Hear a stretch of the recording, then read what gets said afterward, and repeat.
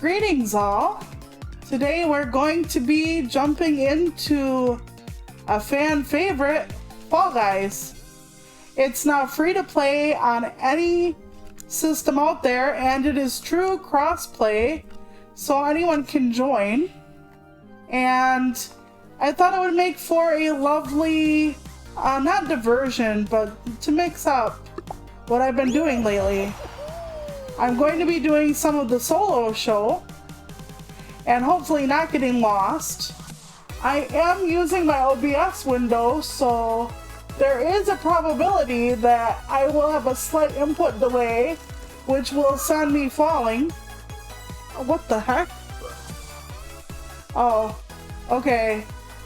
Yeah, I got it. But yeah, so we're gonna just jump into the solo show. If we get enough people, we could try a squad or something. If not, that's alright. I hope everyone's had a good couple days. Oh, this one, Track Attack, is one of the most randomized, quote-unquote, picks in this game. I've seen it all the time. And yes, I have been playing and practicing, just so I don't get out in the first round the entire time.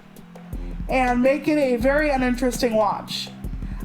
Kind of like, I guess, I was gonna say like Little Noah was when I was playing it, because I couldn't get past the mid-boss in Little Noah on Tuesday, but apparently I put out a poll and people want to see it again. So I'm kind of wondering how that's gonna go. Oh shit. Oh shit.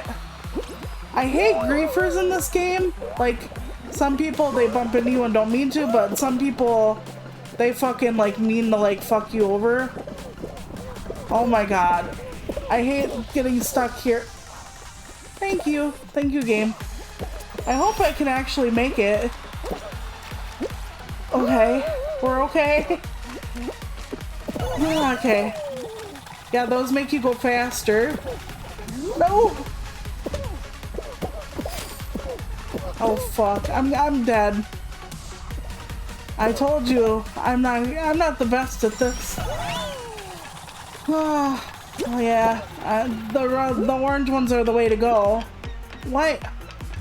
That was weird. Okay, so apparently all my practice didn't help because honestly, I've never got out before so quickly, but that's okay. We'll just say the first 20 hours of the stream, of which there's only 2, will be a warm-up. Yeah, they have a season pass, and I think it's like $8, which isn't too bad. I mean, I've definitely seen worse. And when they want you to pay real currency to get their currency, it's not a randomized box, like a loot box where you keep rolling and rolling and rolling. What you see is what you get. So it doesn't have the gambling type element when you buy, but there's also a lot of free items available. The pass, I feel, is not only a generous price, but a fair amount in the pass is actually free. So that is something to keep in mind. Like, or there are other stuff you can pay with a different kind of currency that you just earn playing the game. So it's not bad, I don't feel. And it's all just cosmetic shit. So it isn't like you get extra speed on your character to win or anything. It's not pay to win, it's all cosmetic. And like I said, you can get some stuff for your guy. I think the skin and the pattern I have on are both ones that you could pay for through the in-game currency. So it's not too bad. I'm being left behind. Shit.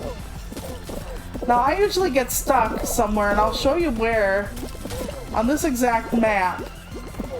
It should be coming up not too far from now. It's not here. Ah. I'm getting fisted. Okay, I should walk up there, honestly. That would be helpful, I think. Oh, wow. Okay, I hate the fans. fuck? Ah, man. Have I told you I'm not good at this? Like, some of these it was worse than others. Yeah. Oh, fuck me. Oh, that's okay. Like I said, the next 80 years is warm-up. You know, I'm gonna go try this way. Oh my god, okay. I'm drunk. I'm drunk. Oh, Jesus. Okay, we're going back down the middle. This is a help me Lord situation. Yes. Dive. Okay, we got past it. We got a check mark. Oh god. The fans in this are abysmal. Because the fan will move you into the... Yeah. See, I do much better off stream, but nobody's gonna believe me. When you are solo, you can exit a show right away. But when you are not, you have to wait till the next round. I'm not gonna equip it, but it is a free skin. The currency, the rainbow currency, is not free. That's the stuff you buy with actual money. But you do get, I think, 100 or 200 of the free, or the premium currency, I guess I should call it, on the pass for free. But if you do complete the pass and you buy it, you get enough currency back to kind of balance out, if not more than you paid in. So far it's generous, but I'm wondering if they're going to kind of fix that, because when I played Paladins, they had it so that the pass would give you your crystals back, which were the premium currency you paid money for. So, no, hi, how are you, Zohar? No, it's not viewing pressure so much as I'm playing on my OBS right now. You know, when I had the delay, I'm playing on my OBS, so I can see everything all at once. So that might be contributing a little bit, maybe, I don't know. It's all good. I'm just hanging out and playing.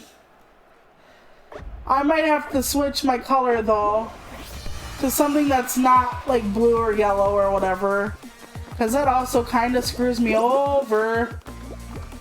Yep, okay, we got it. We got it, let's keep going. Okay, yep. I don't like to be in the lead at this part because, yeah, everybody is pushing and weaving their way through. So I just want them to be able to do it. Holy balls. Okay, we're good. Okay, it's fine. It's all fine. This is fine. I'm not drunk. I was second, not bad. Yeah, well, the pressure might be, but I just figure I'm gonna lose. Like, I've played a lot of rounds of this to kind of warm up and everything, but I've only ever gotten one crown, and crown is like winning the show. So that should tell you like how much I'm not going to do on this stream. But yeah, I'm just playing, and if people want to jump in, they can. I'm not going to enable voice chat for other people, but we could get a squad or a duos or whatever together.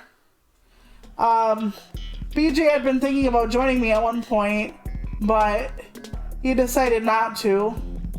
Oh god, this course.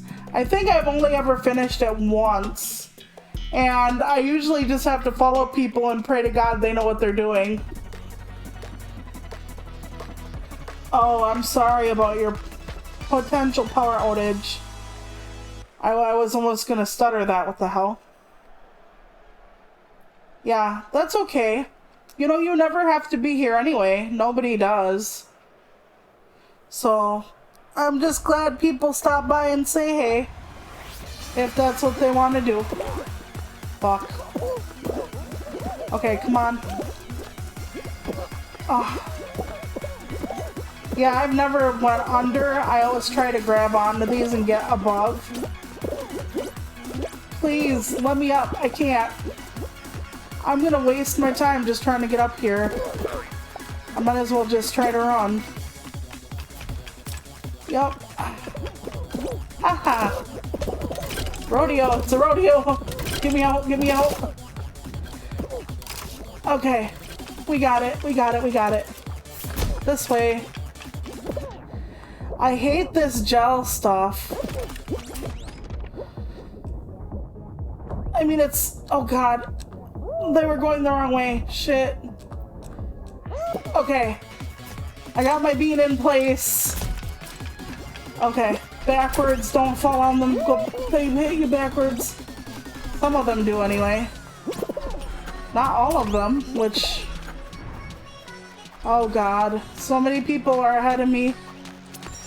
Oh. This ain't good. Nope. It's like being lost in one of those warehouse big box stores. No. Okay, okay, we got it, we got it. Hold on. Okay, jump over. Well, I guess not. I was gonna say jump over here. What the hell? Okay, okay. I'm gonna die. They won't let me cross. Thank you, Jesus. Oh God. There's another one. Come on. Oh, okay. Okay, we got it, we got it, we got it. Of course, I now have to go here. Okay. Come on. Oh dear. This is so difficult. Ah, fuck. Yeah, it's been going okay. You know how life is. I'm putting together next week's schedule, and I think we're gonna put out our YouTube video tomorrow. I think that's what we agreed on. BJ is gonna help me submit some stuff, and then we're going to do the Streets of Rage 4 YouTube thing. I'm hoping we can get through it and show off some of the DLC. That's what my fingers are crossed for, but we'll see if that holds out. Because life can get unpredictable sometimes. I know we'll have it out by Saturday night, because Sunday is a new week. Fuck the people who say Monday is a new week. Monday is not a new week. A new week is simply Sunday. Sunday starts the week. Oh God, it's the teeter-totters. So I always try to get everything ready for the week by Saturday night, because that's the end of it. So we're planning on tomorrow. And I think I already know what my following YouTube video is going to be. I don't want to keep doing video game stuff, but it's what I've been doing, so yeah. I thought about doing kind of a follow-up video to my writing stream to talk about submission fees. Like the case for, the case against, what you actually would pay them for. I don't know. Maybe that would be too boring. But I am considering doing it. Oh fuck. Diving on a slanted thing is not the best option. I'm just trying to get through. Okay, you try to climb up. Whatever place is higher you jump down from. Oh God. Okay, okay. No. Ah, crap. That's fucky. Oh, and somebody tripped me. I don't know if they meant to. Some people literally grab onto you in this fucking game. So, yeah, that's always pleasant. Oh God, no, no, no, no, no. Why did I slide off? Why, God? Okay, we're not making it through this time. Like I said, I do so much better when I'm not on stream.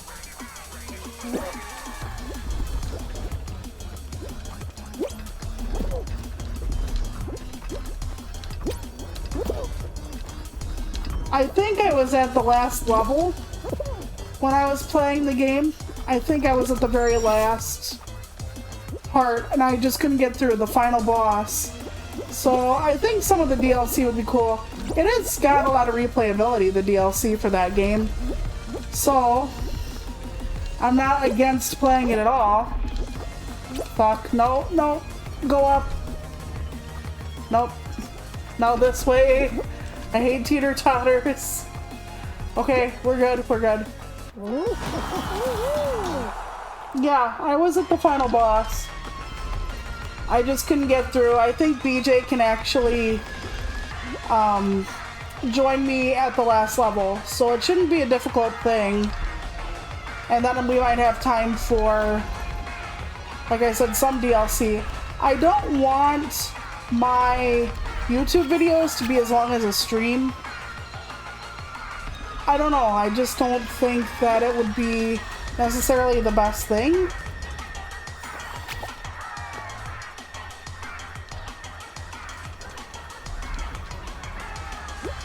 Yeah, I want to kind of mix things up, and I don't just want to be a gamer. One, I'm not that good at it, so if that's what I pick to be like the thing I hang my hat on, but part of it is also that I have so many things I'm interested in life. If I could, I would stream from my 3DS and show people how I make art. Or my cheesy version of art. Because I do spend a lot of time with the Colors app on the 3DS. And I think that would be kind of cool. Oh god. I have to actually pay attention. This isn't good. No, I'm kidding. I've actually helped people in this game. You have to memorize where things are, and then when it flashes on the screen, you have to jump to the panel. One time, the time I won, we had over 30 people, and only 9 were left after this. That's how fucked up people were at memory. So... okay, there is an orange here. Okay, I'm gonna hop here because there's an orange and then a grape. So wherever they tell me to land, I'm on the orange and then the grape's in front of me.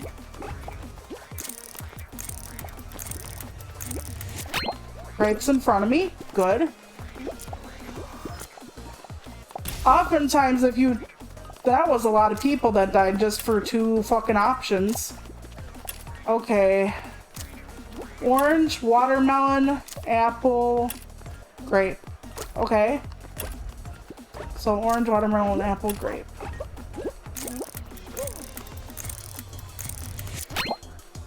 Apple. See, some people just dive where people are. They don't actually remember where it is. Okay, so cherry, okay. Apple, banana, watermelon, orange. Oh god, I don't know.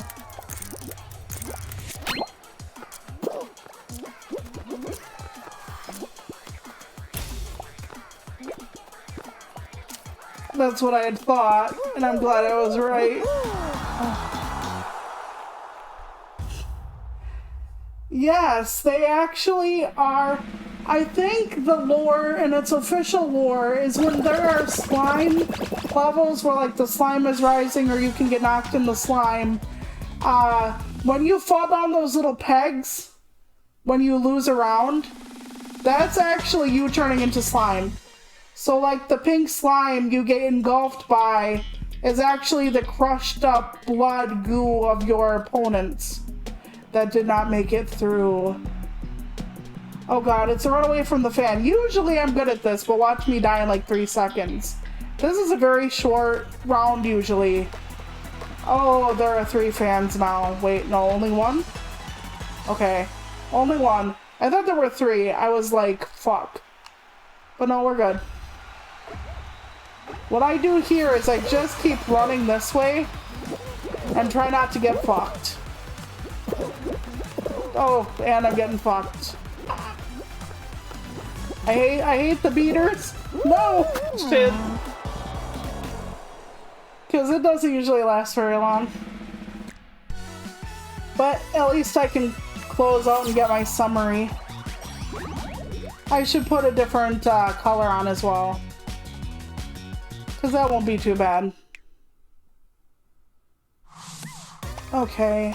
I don't really have very many outfits or anything right now.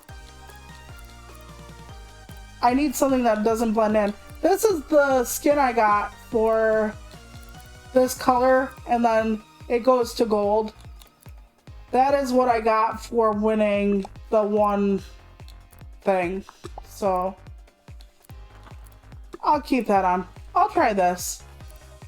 At least the floor does not look this color, so we're okay.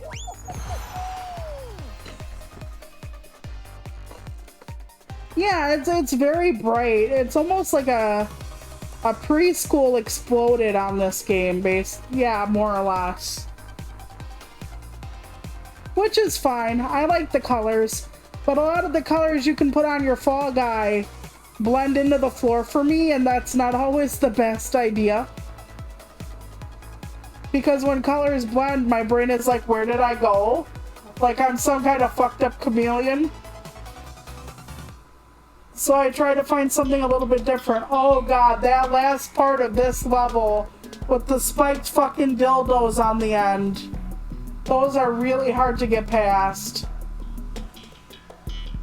Oof. I'll show you the part I mean, not the ones you have to walk across. The ones at the very end back there, across the purple thing, right there. I've made it through here before, but I've just as often died. So we'll see what happens.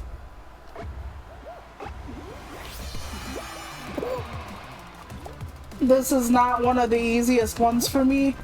You know, when this game started, there were only like a small handful of obstacle courses. So we got a lot more now. Fuck! Well, usually I don't fall there that often, so this is not gonna go well. Oh no! Okay, good, good, good. Okay, okay. I hate when people grab you though. Like, when I was playing with BJ, just like before stream, someone grabbed me on the fucking slide on one of the levels, and the slide actually takes you out to be grabbed because all your momentum stops. Okay. No, I'm gonna wait for the middle one. I'm gonna wait for the middle one. Yep. We'll be fine. There we go. Not too bad. But yeah, they have ice ones now and the neon ones. This is a medieval one. But at the beginning, there were only like a really small handful of obstacle courses. Some I'm better at than others. The spiked dildos that are just, yeah, I hate that. I can't tell you how many times the spiked dildos have knocked me down. And since it's a race, I feel very panicked to actually get ahead. So sometimes my brain is like, you have to go now, even when it's a very poor decision to go now. So I have to kind of say to myself, okay, breathe 1 second, it's fine.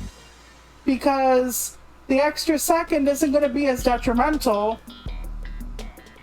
I think so, but not for all systems. I think the Switch, it was $5. Maybe I'm thinking of the wrong game. I could be wrong about that. I didn't know it. Well, I don't think it was free on everything. And it did not used to be true crossplay, I know that much. So, maybe I'm just thinking of Among Us. I know Among Us was $5 on the Switch, so maybe I'm thinking of the wrong thing. Okay, now this one you have to get through different rings. Oh, fuck.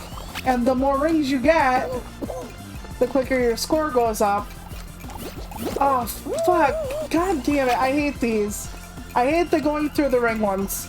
I despise them. I do. I can't even begin to tell you how much. There are a few different ones. This is better than the jump ones.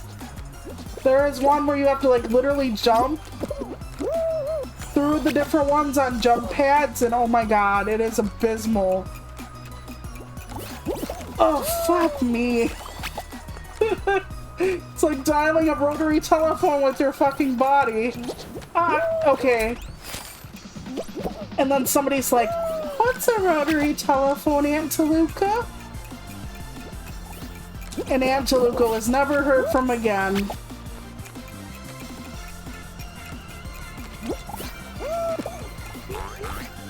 Honestly, cockfight. One of my greatest joys in life is being an auntie. Even though I don't see my babies very often. I love my babies.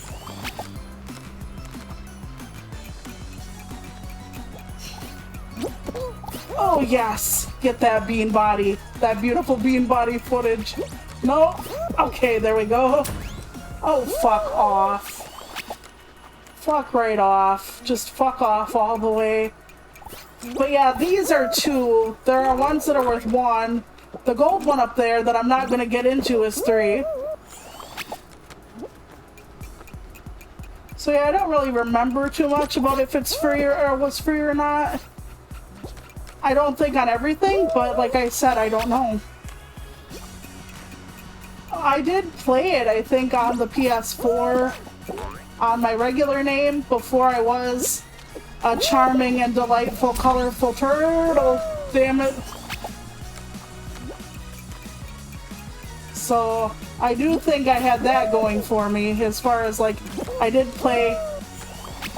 I need a twofer, please, just a twofer. Oh, I'm not gonna make it. Okay. I thought I went through a twofer, not a 1. Please. Damn it to hell. Watch everybody get it at the same fucking time. Oh god.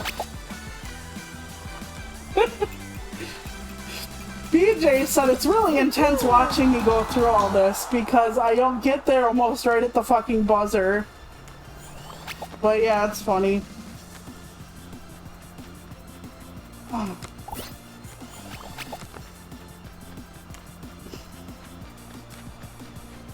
But yeah, I don't think we're rescheduling my older brother's birthday party either.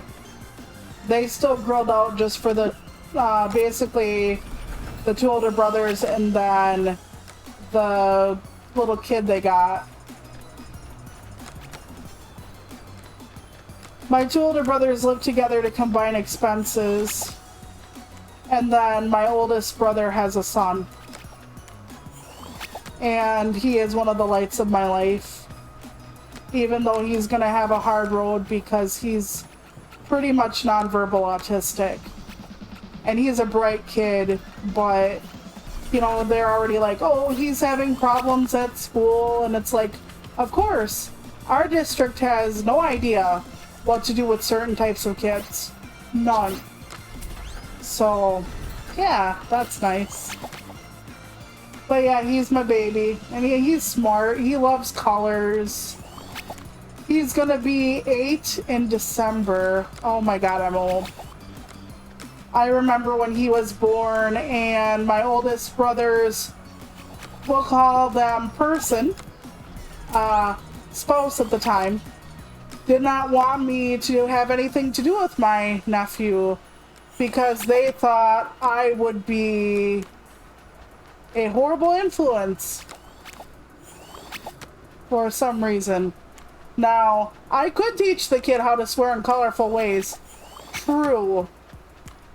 By the way, the struggle this room is having with this game is fucking me. This is how difficult this ring thing is for me to play. Oh, with not having enough points, having to have the fucking time run out. So yeah, his spouse did not want me to have anything to do with their child at first. My nephew was born the month of Christmas, of course, because I said December, and the little sleeper he was laying in bed in was the sleeper BJ and I had bought him, and she told me she did not want me holding him, or they told me. The reason I have an issue is with the pronouns of my oldest brother's ex is because when we met, this person, we thought it was gonna be Jean's wife, and then they switched around a few times, and now I don't know what they are. So I try to use they. Okay, now.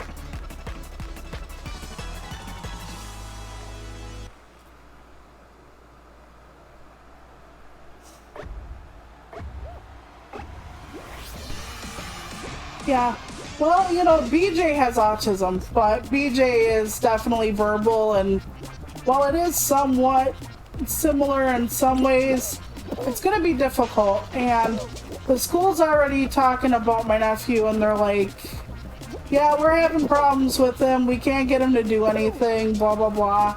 And it's like, he probably needs more one-on-one. I don't know. But yeah, our district isn't always the best with the, you know, disabled and neurodivergent kids.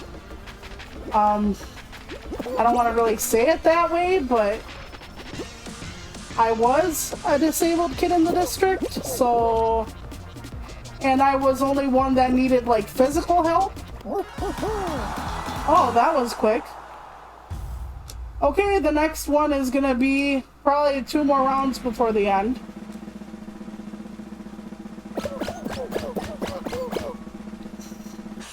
Maybe not. I don't know. We'll see.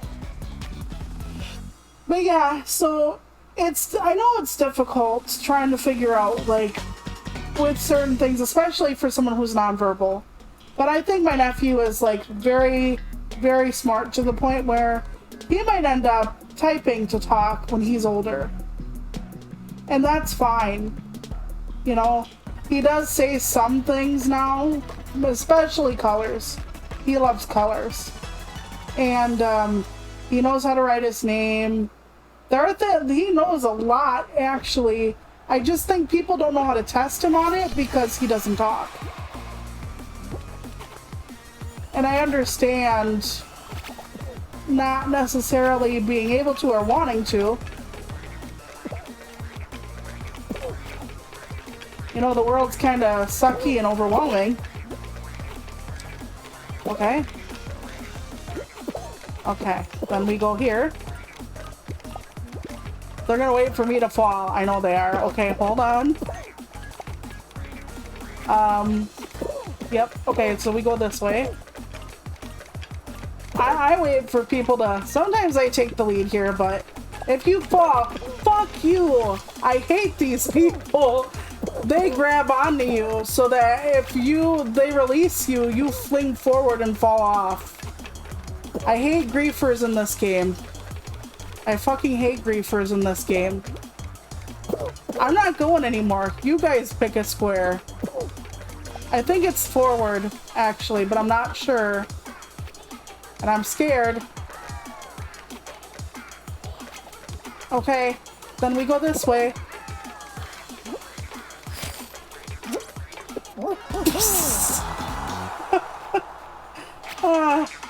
Yeah, the floor does wiggle.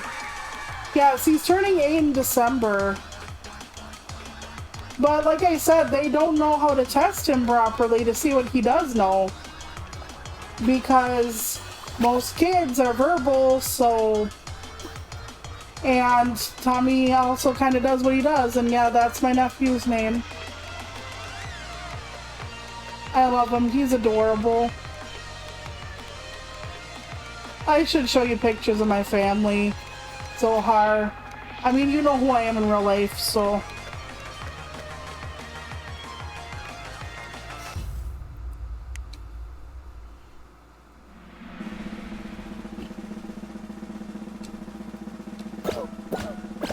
You know, I love my family so much, and it gets so complicated with family sometimes, you know.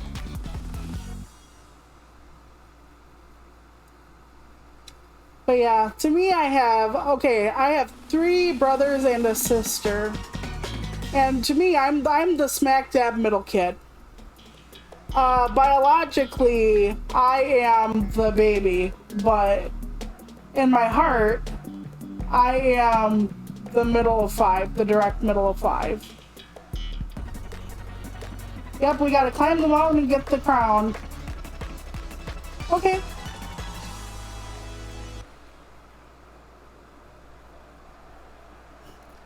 My one brother turned 40 this year. My other brother turned 40. Oh, my oldest brother turned 40 last year. So, like, my sister, she's gonna be like 36. I'm 37 currently.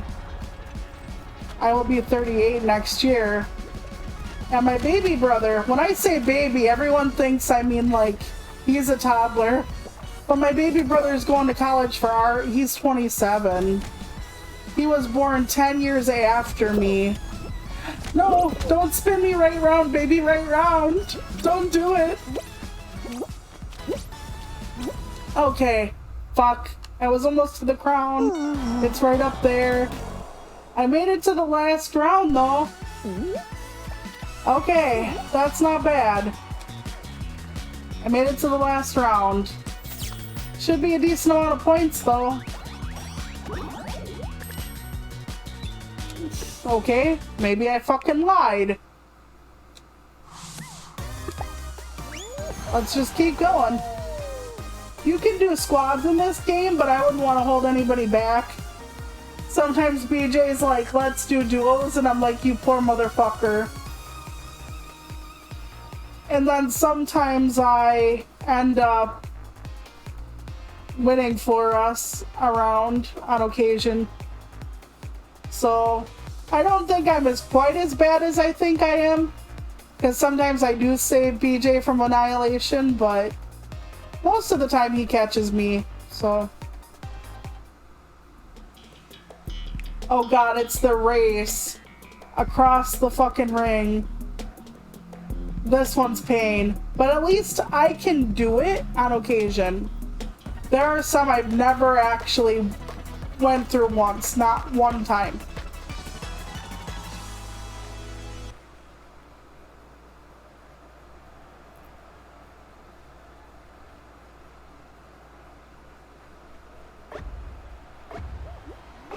Oh, you're a twin. That I did not know. My brothers are what they used to probably pejoratively call Irish twins, because they're 4 days under a year apart.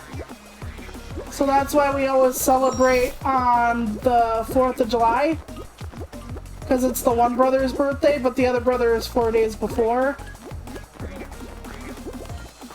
No, please, please, please. Okay. No, don't do it. Don't do it. Okay. Okay, we're almost to the end already. Oh boy. Okay, jump, jump. Okay, crisscross will make ya. Hold on. I'm gonna walk across. Come on, jump the platform. We're good, we're good, we're fine. Okay, that wasn't too bad. That wasn't too bad.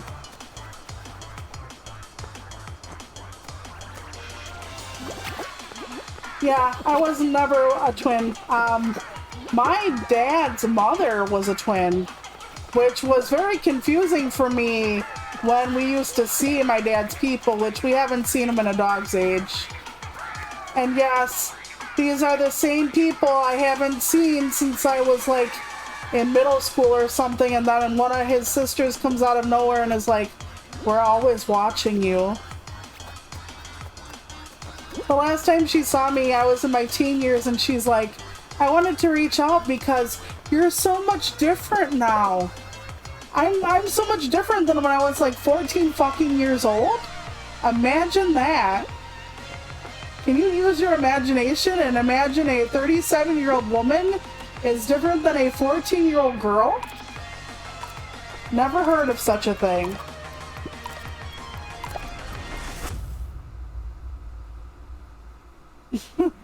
Yeah, leap year babies are really cool. I would like to be able to pick when I'd be born, except I would have chosen October. But I couldn't be. I was actually planned to be a winter baby.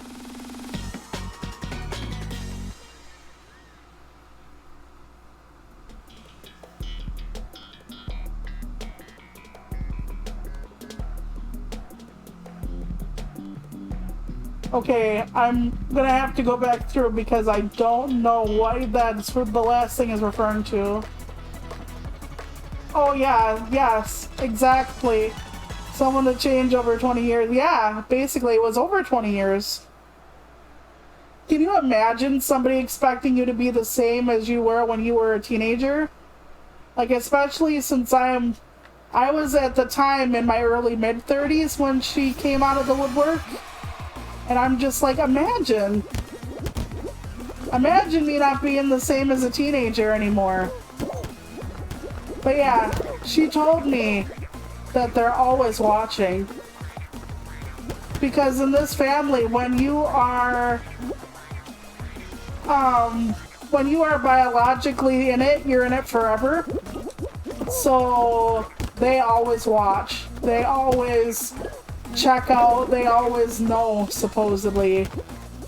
And it's like, if you always knew, then yeah, there are a few things they should have known then, if they always knew. Which I find funny, because when they didn't get a hold of me, one of the things they didn't get a hold of me for was when I had cancer. Oh yeah, I've done that. You know, another thing I don't like about Fall Guys people do, and not just grab you and try to make you fall, but they like stay at the finish line, and then when it gets to one person left, then they walk in to make you think you have a chance to finish the race, because not everybody's finished yet. And then you find out that it's just somebody fucking waiting while you're trying to bust your ass to get to the finish line. I hate that. Okay, it's another fan one. I'm gonna get knocked off. But yeah, I honestly think it's so creepy. You just hear from a family member you haven't heard from in like a quarter of a century, and they're like, "We've always been watching you, Toluca." It's like, thank you! Like,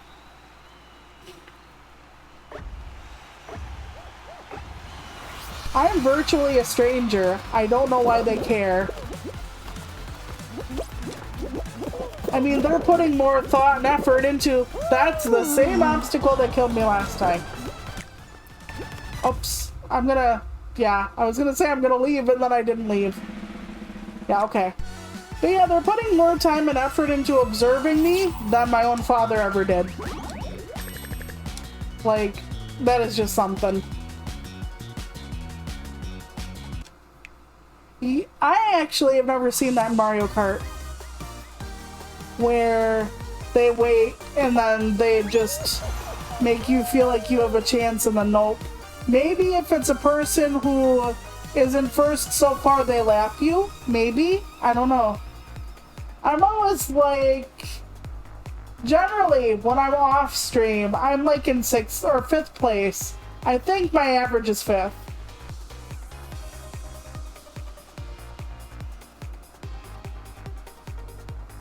Are they relatives that you haven't seen in like decades, and then all of a sudden they're like, we're watching you? Like, even after you basically told them to get lost? Because I'm just like, sure, yep. And I'm so exciting to watch too. My new poetry publication, I'm sure they find it scintillating. More medical news? I'm sure they're just chomping at the bitch.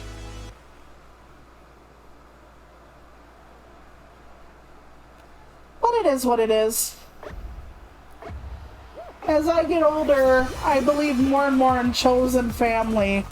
The people who are there for you, the people who choose to be around you, the people who love you for you, the ones who make time for you. You know, they make you feel good about yourself, not bad about yourself, etc. forever. Oh, fine. I'll go this way. Oh my god, it's a verifiable flood. It's overflow. Are they grabbing me or just landing on me? Because I don't like it when they grab me. Honestly, that pisses me off something fierce. Okay. Although to be fair, I've grabbed people too. The way I hold the controller, I accidentally press down the right trigger, and that's what grabs. So, I think this might be one of the first obstacle courses that was in the game, like they ever made, so. Yeah, and so many people, the minute they get eliminated, they leave right away, so the doors don't even close on them. But yeah, I plan on crafting this weekend. I might do some diamond painting, which I don't really consider crafting so much. It's just like where you put the little fake gemstones, like little plastic rhinestones, on a sticky pattern and fill it out. I'm not a fan of like the big ones.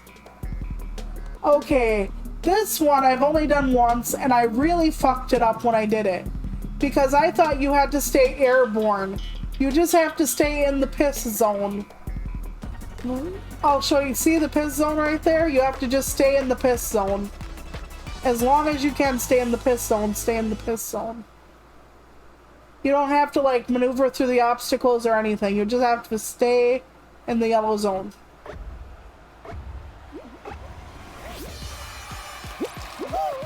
Okay, I'll just, yep, stay right here. No, please. Okay, never mind. Yes, give me back my piss zone. Ah, god dang it. I still haven't found a good spot for it.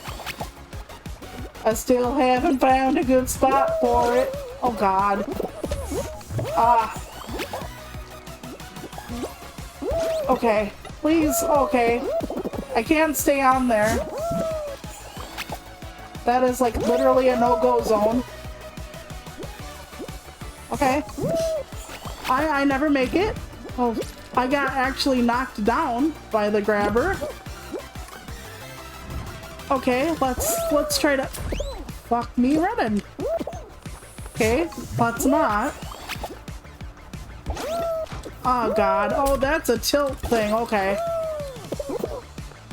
Never mind. I'm not gonna be able to do this. Somebody knows how to stay in this zone literally all the time. They're already done. Oh my god. Okay, we're out. Whoa. This bowl has some really whack physics. I'm just fucking saying. Oh god. Please, please let me stay. Please let me stay. Oh my god, 42? How? I didn't mean to grab anybody. I did not mean to grab you. I'm apologizing. Okay. Ouch.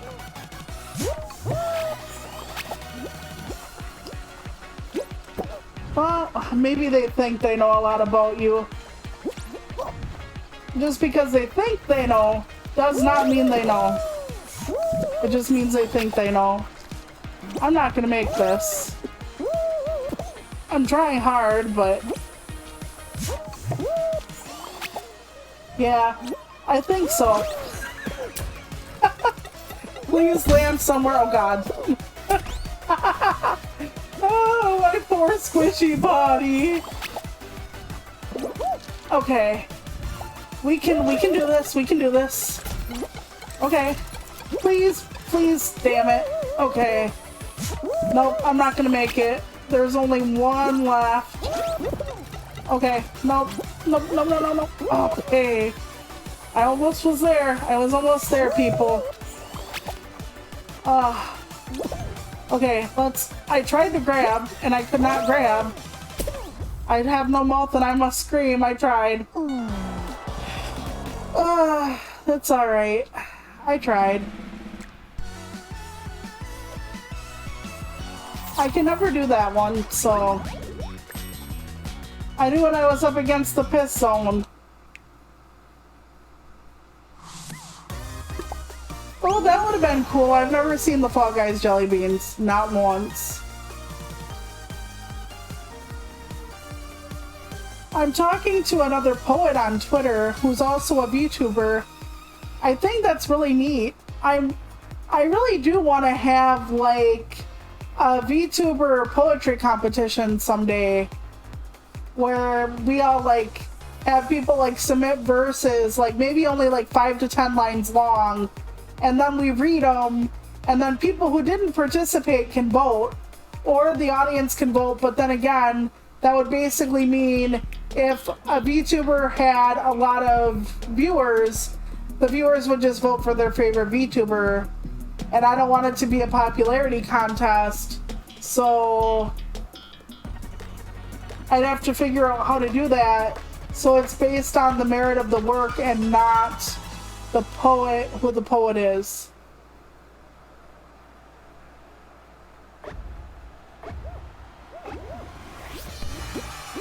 So I would really like to do a poetry contest, but I'd have to do it in such a way. Oh fuck. Oh wait, maybe that'll help maybe. Spin me, daddy. This will spin me backwards. I don't want that one. Nope. Okay. Now everybody's gonna grab each other here. Oh wait, I actually made the leap without grabbing on. What the fuck? I've never done that. Like, never done that. Okay, we're going for it.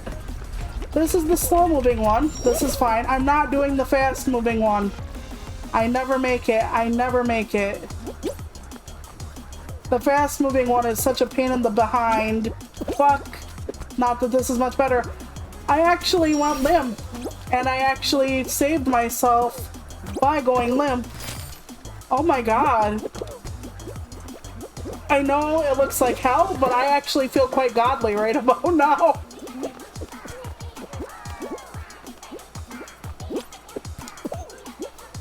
Am I going backwards? I might be going backwards. I think I'm going backwards. I literally went around. I went off. I feel godly. I say as I went all the way around. Oh, wait. Wait. Oh, shit. Okay, hold on. Please. Okay. Okay. I have to wait. Please. I can't believe I went all the way around. Oh my fucking Christ. I'm a buffoon. I'm a fucking buffoon.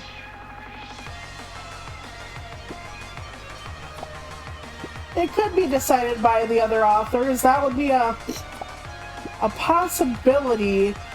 But again, I don't want favorites. Like, everybody has friends in the VTuber community, or other people they watch, or whatever, and I don't want that to be part of it. So, yeah. Unless we give numbers and not say who the poet is. Like, okay, you think poem number like 10 is best, or whatever. And unless the people tell their fans in Discord, or I don't know, I'd have to figure it out.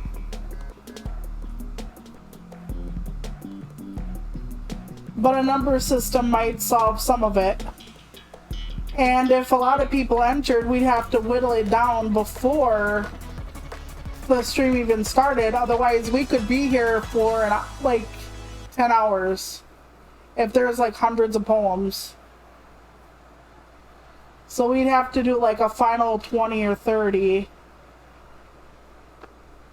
Yeah. I mean, I would have the master key for who won. But people, like I said, if it could still be told what poem is whose, but it would be at least a little more fair in the moment. I don't know.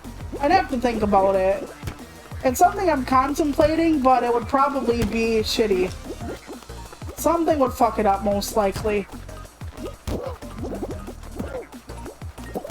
Most things I plan never turn out well. Never. I have an excellent plan, and then the execution is shit. Like, I mean, shit in so many ways.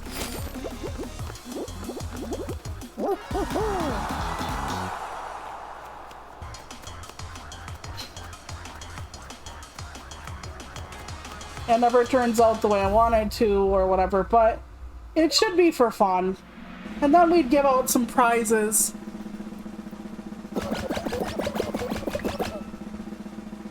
But I don't know what the prizes would be. And if I'm the one running it, I'd probably have to think of the prizes, and I'm pretty fucking poor, so it would be like maybe a small gift card and some bragging rights, something like that.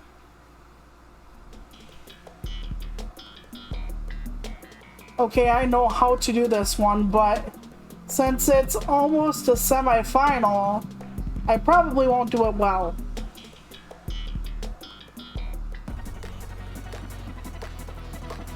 Ooh, okay.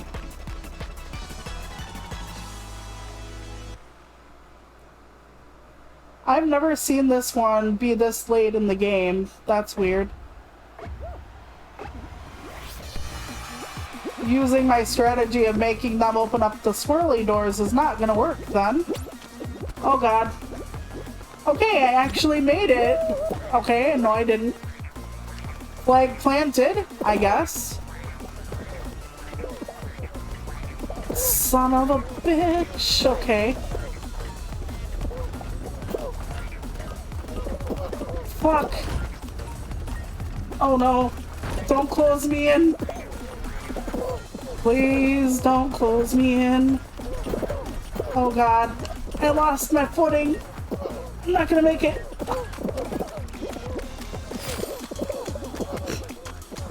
Yeah, I'm gonna get smacked. Fuck.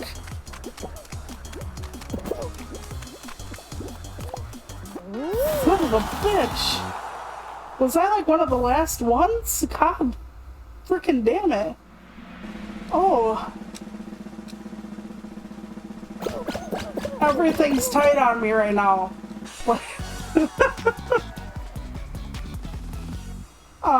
I don't know if this is a cerebral palsy thing or what, but when I'm doing something intense like that race, I will tighten the fuck up so bad that it's unbelievable.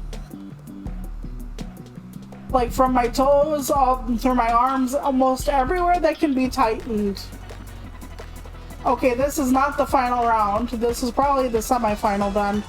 If this were a final round one, if it looked like this, the beam would be gold and the floor would fall out from under us on occasion. So, yeah.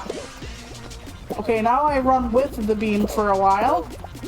Except everybody's running away from the beam. So I'm not sure how I feel about that. Okay, hold on. I have to make sure I don't do that, so... Because occasionally it will smush me. I'm wondering if I run the wrong way in this game. So many people run away from it, and I run toward it.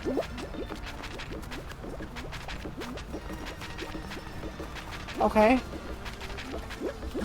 Up and over. I used to just stay in one spot and jump it, but I don't feel like that's the best strat. No. Because occasionally the bars will align and take you out. So I think this might be the last round upcoming. I'm not sure, but I think 12 is about the rate or level they want us at. And we'll see how shitty it is.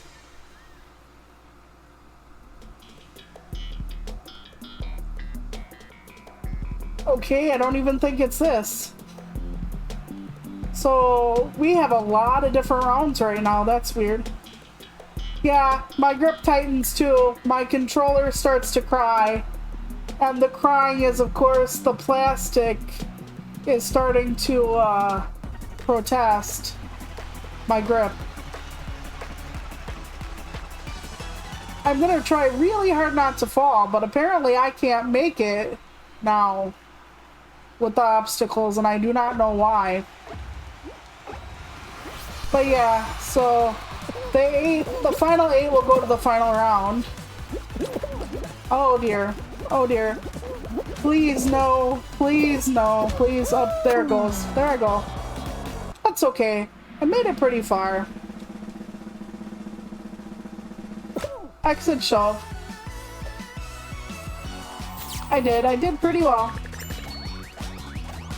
My little guy is always so happy. No matter how dead he gets, he's always so thrilled about it. I enjoy that though. Okay. We're gonna dive again.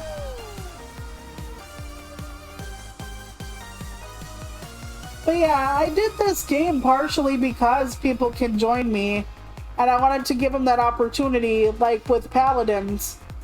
But that's okay if nobody joins me. I might have to think if I'm going to be doing this again as a stream. Someday I might try it out again as a YouTube video. But I'm not entirely sure. You know, it's the whole anything is possible if it happens. But until it's possible, I don't know. I enjoy it though. I play it a lot on my own time. Just like I play Rogue Legacy. I haven't touched Little Noah because with the poll it looks like I'm going back. So I was thinking maybe I should touch it and see if I can get through at least the mid-boss. I know you would join. I would welcome that. I play games even offline with people. You know, we just shoot the shit and play games, and it's all really nice. So, I have a good time with it. But I'm very much into Rogue Legacy 2 again, still. I have one more boss before, like, the bigger boss now. Or the boss is leading up to the boss, whatever you want to say. So it's getting to a point where I'm almost ready to take it on again, and then I wonder if it's going to be like, here's even more upgrades, you need to do this game again on an even harder mode, and I would start to cry, and then I would accept the challenge. I really like that game. I don't play other games after I beat them usually, unless it's a game like this. By the way, is it me or am I falling forever? Maybe I should try to rejoin. Okay, let's go again. Let's see if something happened. I mean, it's not like I would mind being weightless forever. It's not the fall, it's the sudden stop. I don't remember where that's from, but... maybe that was a George Carlin quote? But I'm not sure. It's not mine though. Trust me, I try not to plagiarize and like take people's sayings and shit for my own purposes and be like, oh, aren't I funny or aren't I smart? No. Half the shit that's funny out of my mouth is probably someone else's. But I try to give credit. I'm very much against plagiarism. And that includes jokes.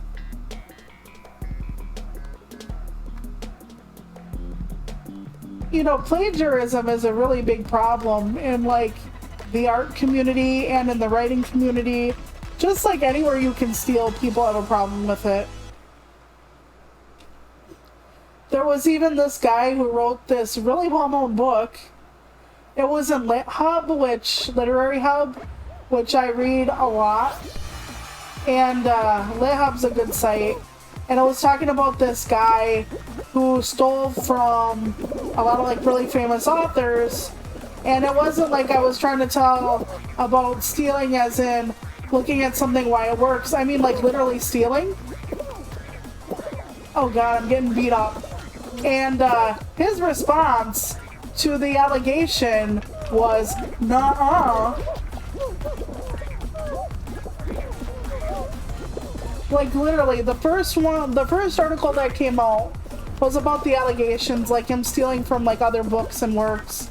And the second one they did was like, his response was, I did not steal. That's like literally all he said. And then okay, that's not all he said. He went on to justify it by saying, well, if such and such a book starts with like the weather, and I write a book where the weather starts the book, am I stealing? Am I plagiarizing, and it's like, no, dodo bird, you're not plagiarizing, and that's not what makes something plagiarizing.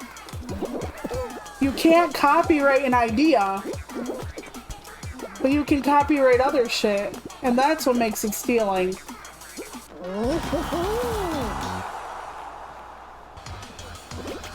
Yeah, it does, but even famous people plagiarize.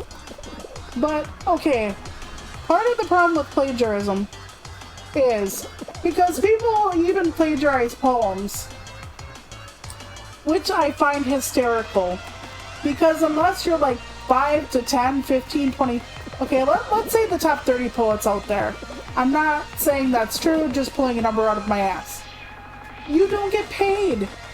Like, I'm not saying paid as in, oh, you got $5 for your poem or something, or maybe even 20 to 30. Oh my god, you're rich. I'm saying, like, these people sell their books and they get paid. Like a lot of the Instagram poets we talked about. Well, there's a reason some people would steal even something as not worthy of stealing. I shouldn't say worthy. I love poetry. It's amazing, but not lucrative. We'll use the term lucrative. Not lucrative. And the reason is a lot of these people are professors. I'm not saying the guy who did it with the famous novel or anything. That's not, I don't think this is the case. But with poets specifically, or short story writers, when you are a professor, you are supposed to constantly be publishing. Okay, so this is not a race. I just have to move between the rings. Got it, got it. Okay, good. So, when you're a professor, you always have to publish. They want you to publish. They want you to keep current. I think to be a professor, you not only have to have the degree, let's say of poetry, I think you have to have at least one collection published by a reputable publisher to be a professor of poetry. I could be wrong, but I think so, to be a full professor. And you're gonna be like, okay, and what happens after that? You still have to be publishing. They want you to still, fuck off, I fucking hate you. Okay. Just to tell you, that guy was holding on to me. He was being a griefer. I hate them. I hate griefers. But anyway, you're gonna hear me say like fucking griefers half the time. But if you want your professors to keep publishing, that means they not only have the course load and all the politics that come with being a professor at a college. Oh god, this again. Yay! But they also have to keep publishing. And that means they have to keep producing work at such a pace and sending it out. And now, I think some of you might remember the submission stream, where submission is not only write the thing, make sure the thing is absolutely ready, but look for places to submit the thing, follow the guidelines of the thing, keep pushing forward on the thing. Right? So you have a lot to do with publishing. You have to keep doing it on repeat. Oh god, don't push me off. And that takes a while. You're constantly reading the journal. You're constantly putting new work into the world. You're trying to get everything ready and going, and you might have a writer's group. You might have to grade finals. All kinds of shit. All kinds of amazingly, horribly fucked up shit that you have to do. Not fucked up, but there's a lot to publishing. And you're supposed to keep doing it. In the middle of midterms, you're supposed to keep doing it. You're supposed to keep pushing. Keep pushing forward. Fuck! I'm dead. I'm dead. They pushed me right off. Fuck me, running. Fuck me. God damn it. Oh, well, okay, let's leave. I was being so careful. But it's a lot of pressure to keep publishing while you're doing everything else. I'm just gonna say, okay, I'm not putting on the safety helmet, I'm not doing that. But it leads to severe and insurmountable pressure for a professor to keep doing all of that with everything else.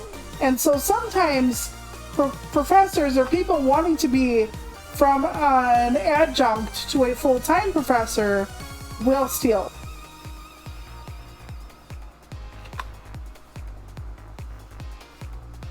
Yes, it does. You're supposed to keep on doing everything anyway, but when you're a professor, they really push you to do these things.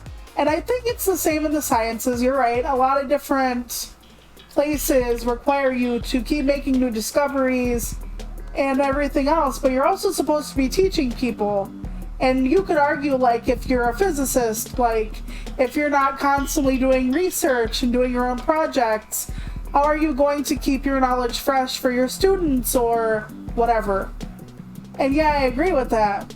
But going to poetry, I mean, I know there's a lot of different poetry out there, but you're not going to be reinventing the wheel with every poem you write. Trust me on that one. So, to require a fresh track record, like, oh, have you written and published, like, at least 20 poems in the past 2 years or something, that's a lot of pressure.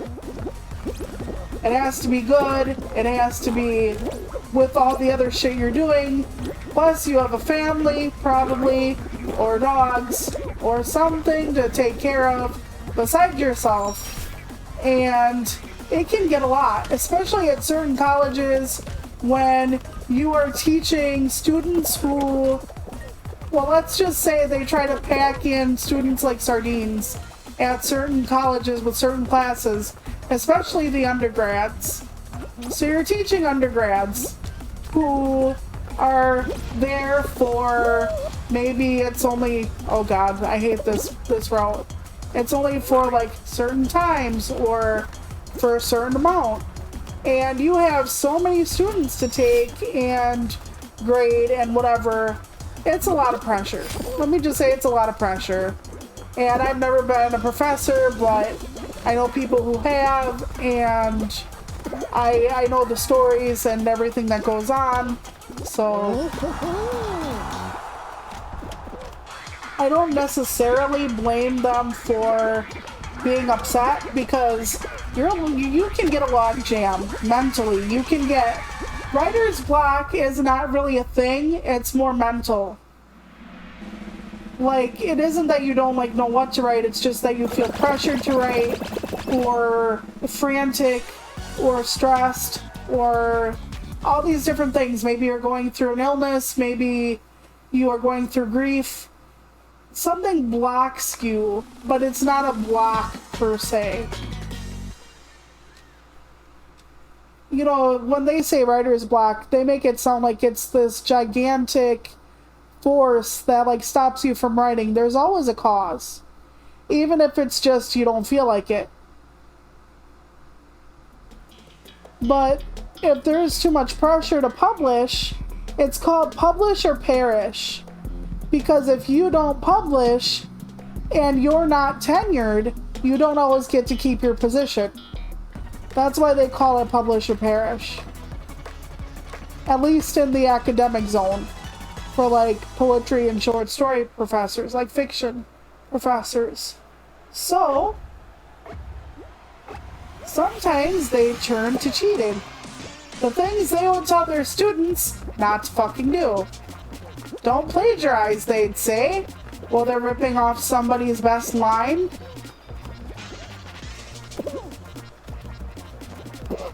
Which is really rich, but at the same time, I get it. The fear starts to paralyze, life gets in the way. What are you doing with yourself? See, all I do is move back and forth there if it's not a race, so it tends to work out okay. Now, some people will say that that's not an excuse, a good reason, a valid reason for stealing other people's work. And while I agree that stealing people's work is shitty, yeah, it is a follow what I say, not as I do. Because let's say one of their students, like, dogs died, and they're, like, going through a lot of trouble, like maybe they lost their job, or maybe their parents kicked them out for being trans, something. And then they can't come up with their final or whatever, and the professor is like, well, you know, you should have done it, even going through all this stuff. So they know they're gonna get zonked for it, so they cheat. They buy like a term paper or something off of, let's say Reddit, I don't know. I was gonna say Craigslist, but I don't know what the kids use nowadays. You know, back when I was a child in the war, so. But yeah, let's say they bought a term paper and they get caught plagiarizing. They're in deep fucking shit. Because, oh god, plagiarizing is horrible. And then their poetry professor goes home, looks up some, like, obscure poet that was published, like, 20 years ago. Because here's the thing, a lot of people who published a long time ago, they don't always publish. A lot of people only publish, like, one book, if at all. So, all of a sudden, and you can't possibly know every poet out there who's published in every literary magazine in the past 17 years. I think that was by the skin of my ball sack I just got in there. And then they go home and look for like a back issue of like the Paris Review, and then they find an obscure poet whose work sounds like something they would like, tweak a few words and send it off to a different publication. But yet they're telling these students, hey, your life is not my problem. What you're going through is not my problem. And you shouldn't plagiarize. But yet they'll go home and do the same thing. And then when they're caught, they'll be like, I had so much pressure. Yeah, I'm old as fuck though. Like, back when Yahoo had chat rooms and AOL was an ASL, and I remember that's the first fucking, fuck you. That's the first fucking thing you got asked. I hate griefers. I fucking hate griefers. But yeah, the first thing you got asked was ASL, age, sex, location. And it's like, my living room? Like, where else would I be?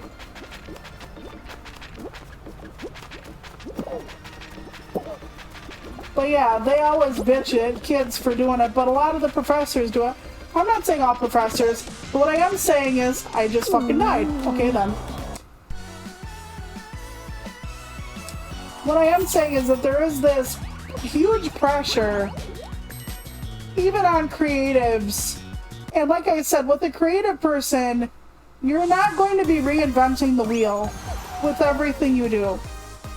There are some people who have new ways of like story structure.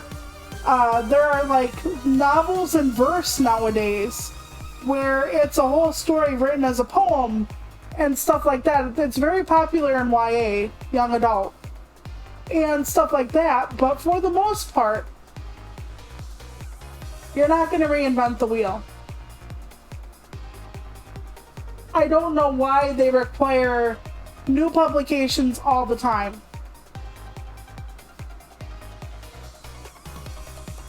Oh, data not found, Milky Way galaxy. We are basically a, it's like the zombie, the brains found no brains. Like, they left me alone because they found no brains. Yeah.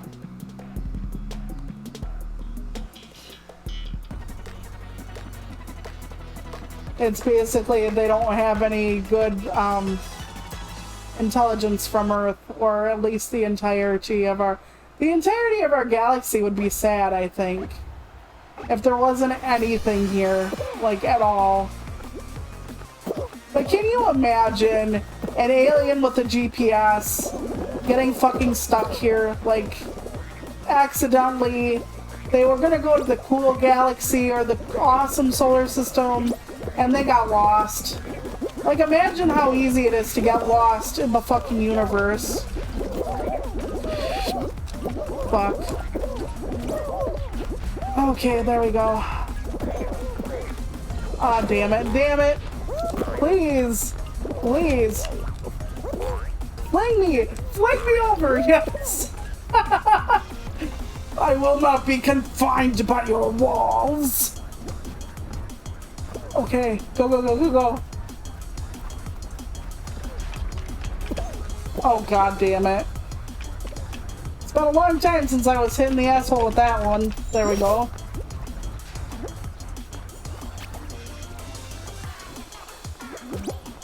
Yeah. But the universe is so fucking vast.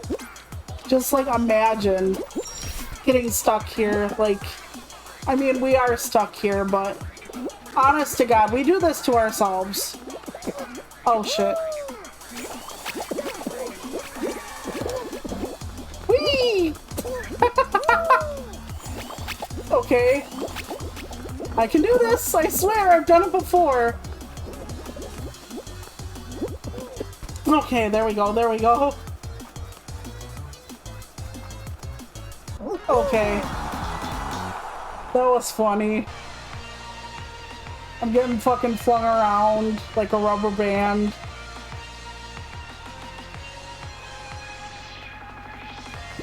I know that metaphor didn't actually work. Actually, it was a simile before anybody jumps on me.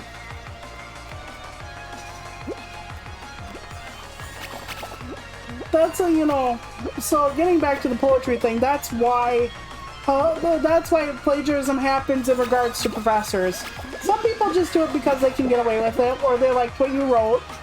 Remember I talked about the Insta poet Rupi Kaur, whatever, and how she's one of the poets that's really famous, and how a lot of poets have an issue with Insta poetry because they're like, it's not really poetry and whatnot. Well, she has actually had more than one instance of plagiarism, alleged plagiarism in her work.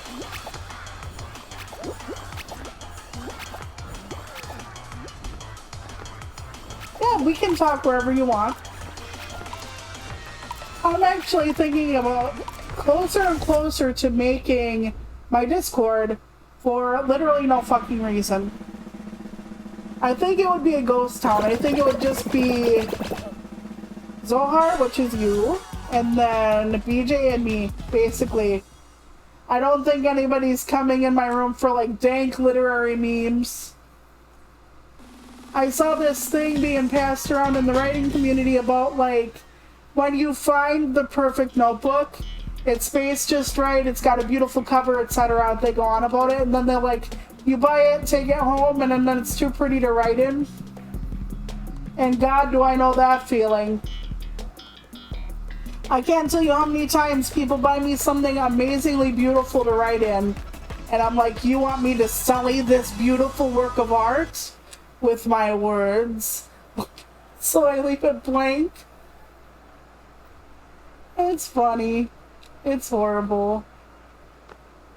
I don't have that many blank journals though, because I do try to force myself to write.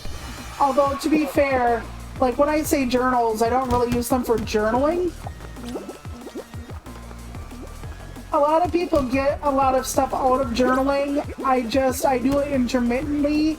I've never actually kept a journal, like, entirely. I try, and then I stop. They're like, well, when you do something for 3 weeks, it becomes a habit. And I'm like, oh, really? Because I've journaled for months and then I've just stopped. Certain things aren't for everybody, and that's me. Well, I'm not for everybody, but journaling's not for me. Whee! I'm gonna make it. Ah, yeah. I've tried keeping a gratitude journal, too. It's interesting, but at the same time, It's hard to keep one when your life is small.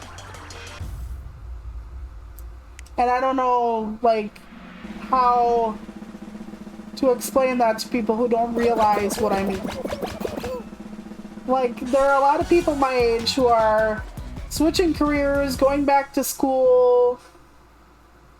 Yeah, exactly. Nothing is for everyone. But, like, gratitude journals, like, it's difficult because throughout my day, I'd have to find, like, the smallest thing, and maybe that's part of why you gratitude journal, but it's like I don't have so much other stuff that it's really hard to sit down and, like, plot out the tiny moments. Like, what I probably need is, like, a tiny moments journal. Because a gratitude journal, I'll eventually run out. Like, I don't know how many times I can say this one person, this particular activity, etc. Because I stay home all the time, I don't have a lot of family, etc. So, I might need a small things journal. Which is a journal where you have like a really small amount of space, and then you take one tiny aspect of your day. One. Thank you. Thank you for knocking me around. Please don't drop me. Oh my god. I wrote it like it was a dick. Oh my god.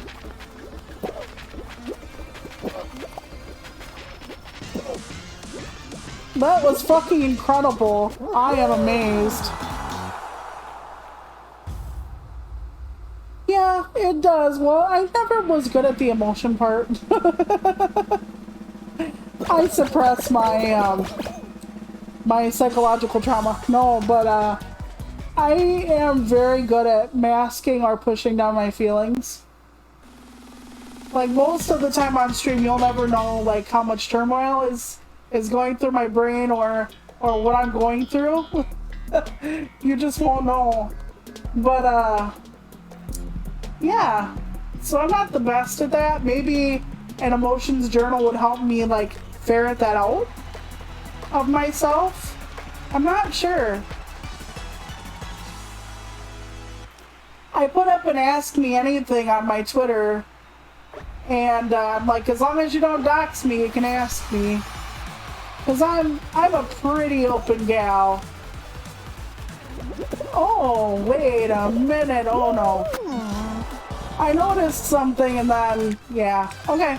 No, leave, leave, leave. Okay, there we go. Ah. I'm so happy. Well, I made it through 3 rounds. I'm not doing too bad. We're not going to get a crown tonight. Probably ever again, honestly, but not going too badly.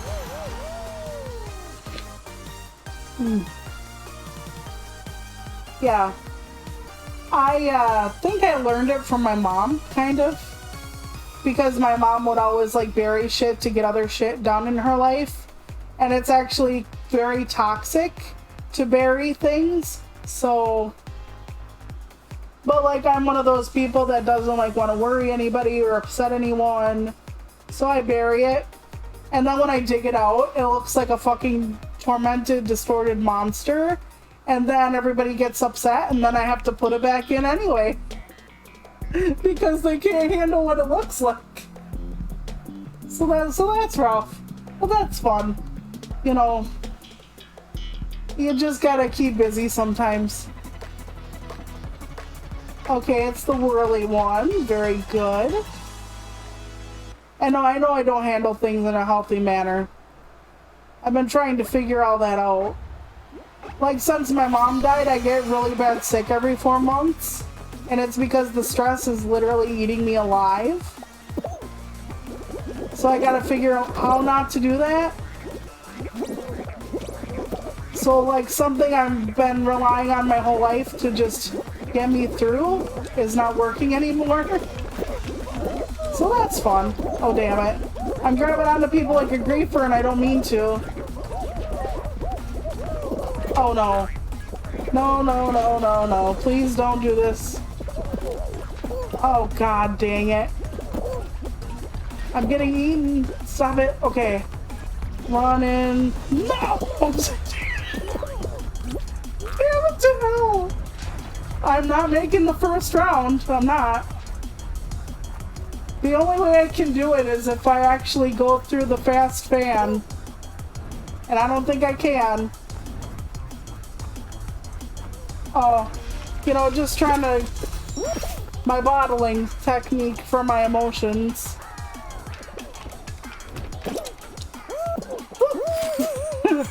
I'm not gonna make it. So I was gonna take the long way, but or the shortcut, but I'll take the long way. Fuck it.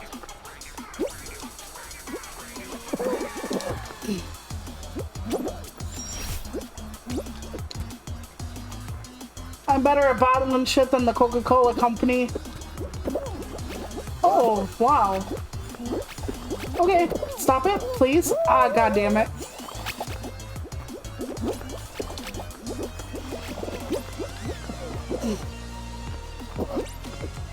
Oh, yes, yes, yes. Stop pulling on me. Fuck off.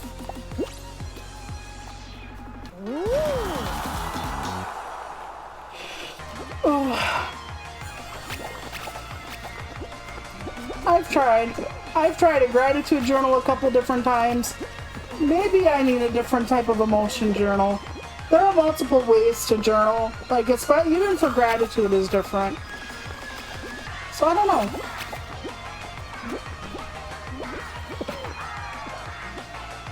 I do think mental health is important because it's literally exacerbating the deterioration of my physical health, which has never been great. So I don't recommend people bottling their emotions and just kind of going about their day. It's just, it takes a really long time to unlearn what you've learned, you know? It takes a long time to be a healthier person emotionally. But I'm working on it. We'll see if it catches up to me or I catch up with it first.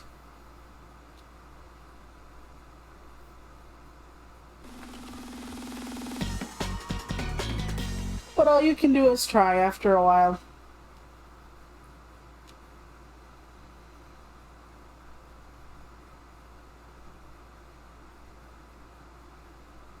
I've tried stream of consciousness, which is what I think you're referring to. But like I said, that's okay. I tried a poetry journal, a quote journal. I've tried a lot of different kinds. I like journals you can put stickers in and write with in pretty pens. It's like I'm 14 again.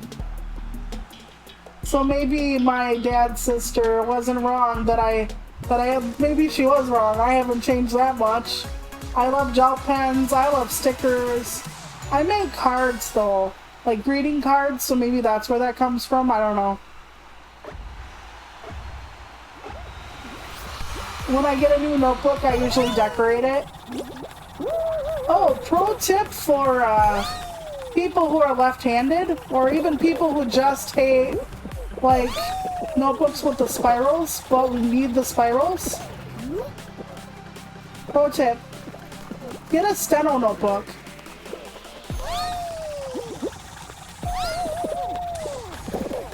Stenos are the ones with the spiral or whatever on top. You'll thank me. Fuck me. Stop it. Stop. Is it me or I'm hitting every branch on the way down? God damn. I've never sucked so badly at this one. God. Come on, little bean. Get your ass up. Damn it. Oh, fuck. She's losing momentum.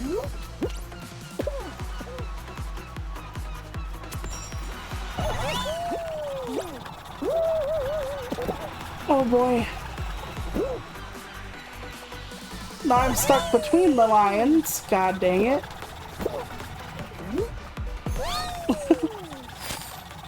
I'm so far behind, nobody's in front of me. That is not a good thing. Fuck. I'm not gonna make it.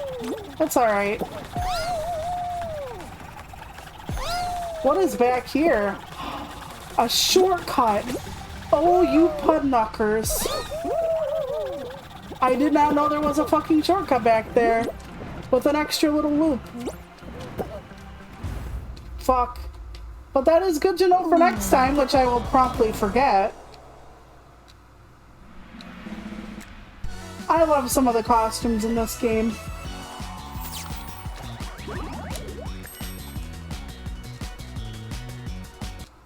It would be cool if they had a fan contest for a costume. Like, you could submit your design idea, and the winner would actually get to see it made and whatnot. That would be cool. Considering all the different stuff they have, I wonder what people still want, because there is almost something for everyone costume-wise. They do a lot of crossovers with IPs as well. Like, the pass has... oh, what the fuck is it? Assassin's Creed. That's it. I don't play Assassin's Creed. Yeah, people have recommended journaling to me too. Even when I went to see a counselor, they recommended journaling and I'm just like, tried it, been there. But I have an online friend and she swears by it. So it all depends on who you are. I think you should get a journal that speaks to you, not just a plain notebook. I mean, not just because I'm a whore for pretty paper, though I am. But I really do think that you should get something that makes you want to use it. Unless you're like me and think, oh, it's too pretty to use. Or too cool to use. You know, if you want to be all macho about it.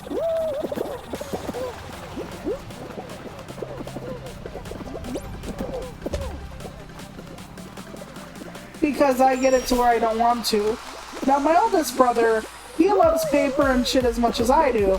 But what he does is he takes the new one, writes one page in it, one page, right? One, as in not multiple. And he uses it, he's like, I'm gonna start a project in this notebook or this journal. And I'm like, okay, good idea. And then he doesn't do anything else with it. So he has so many pages, or notebooks with one page. Fuck. I knew it was gonna happen.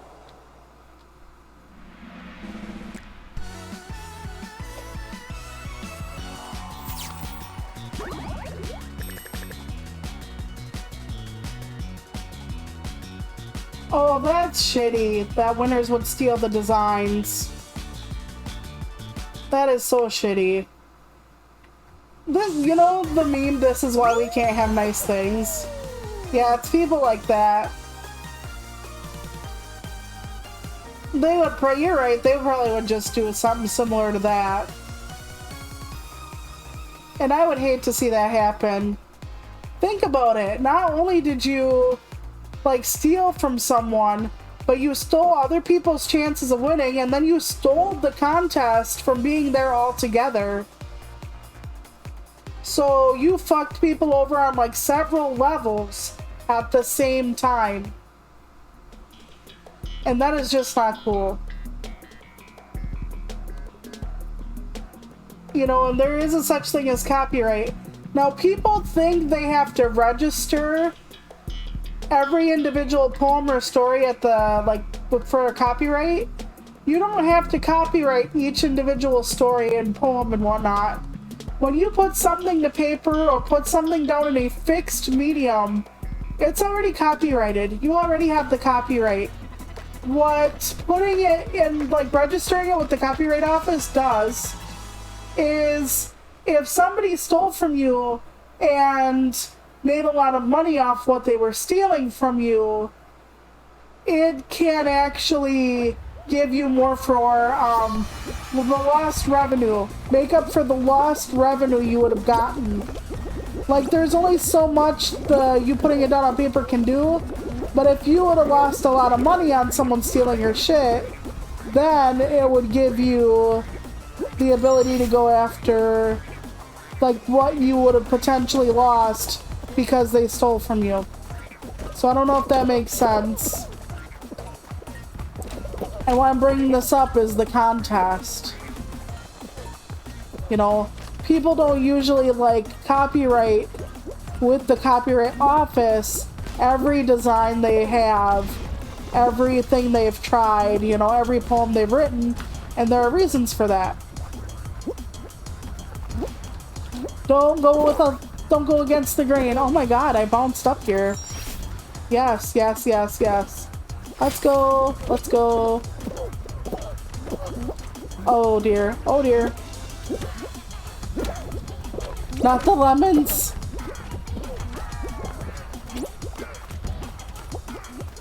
Okay. I got it. I got it. Yeah, exactly. So this is why we can have nice things. But yeah, so it would have been fixed to copyright. It's just if there would have been a huge prize involved, then they wouldn't have been able to recoup the money they would have lost from it. Or you can get, I forget if it's the money lost or if it's the potential money lost when you register with the Copyright Office. It's one of the two. And the only reason I don't know is because I've never done it. Because one of the things I think people should do is that's when you get like the ISBN and the copyright and all that when you do books. I don't know if I'd recommend it per individual piece, but if it's a full story, maybe. If it's a full like collection of things, a suite of like music or something like that, like a full album, maybe then. But like poetry, you're not gonna lose out on that much money anyway. Sorry, you're just not. So if you hear me ever say like, I got like a contract for my first book and they're gonna pay me $5 million, call the police. Because I'm telling you, I've been kidnapped. Because there's no way you get like $100,000, $1 million, whatever, unless you're like one of those really rare Instagram poets, of which I am not. And even then, it's not 5 million. It will never be 5 million. Like, that's Stephen King type money, so it would never be that for a poem or a poetry collection.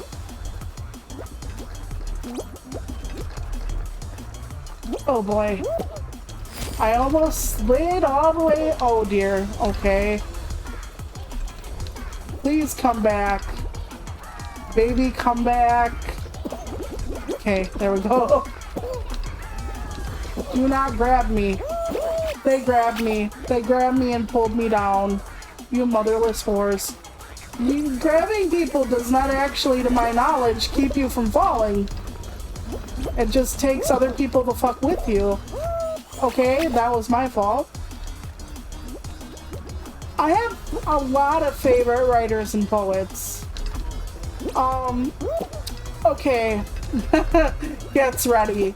Some of the poets I featured in my presentation are my favorites. Robert Frost, Edgar Allan Poe, Saeed Jones, Eduardo C. Corral, Rigoberto Gonzalez. Just a lot of different people are my favorite poets. Terrence Hayes is a favorite. There are just so many poets. As far as writers, it depends on the genre. But yeah, Jean Hall Gailey is a favorite. She's not only a fellow Crip like myself, but I love her mix with the surreal and like the mundane details. So there are a lot of poets I actually like and look up to. Writers, it's a genre thing. Fantasy, I can give you more series than writers, if that makes sense. Like my favorite fantasy series, like if you want fairy tales, it's the 100 Kingdom series by Mercedes Lackey. I liked it a lot. Do I think she's an exceptional writer? She, well, has been doing this a very long time. And they were good. They were a little formulaic after a while because they were more romance, which I'm not the biggest fan of romance, but it can be good for a laugh, or it can be cheesy. Oh my god, where the fuck? I have never seen it this complicated.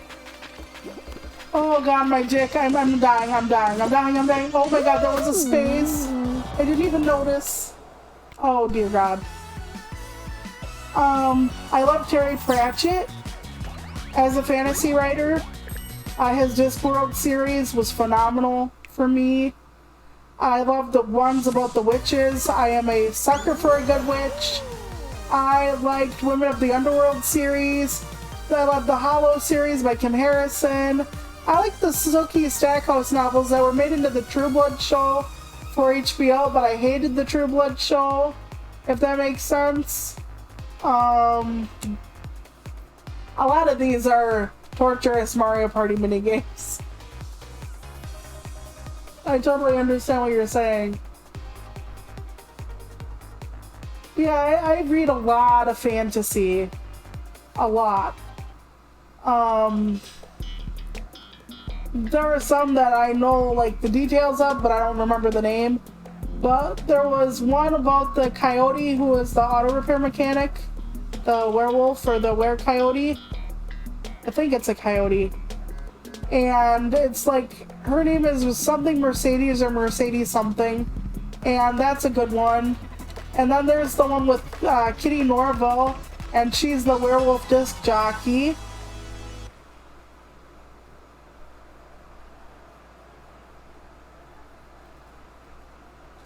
For which one?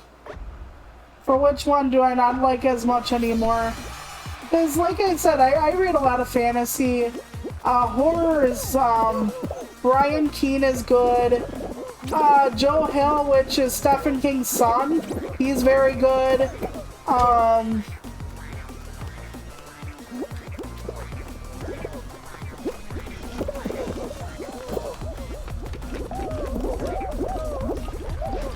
Okay. Go.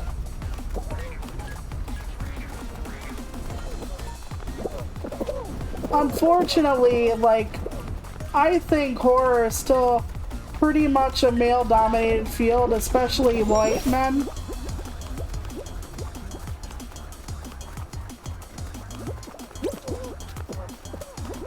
But they're still good. Like, god damn it.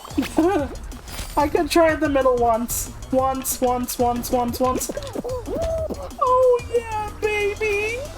Grandma Toluca's on the job! That was so hot, I want to fuck myself. That was so hot.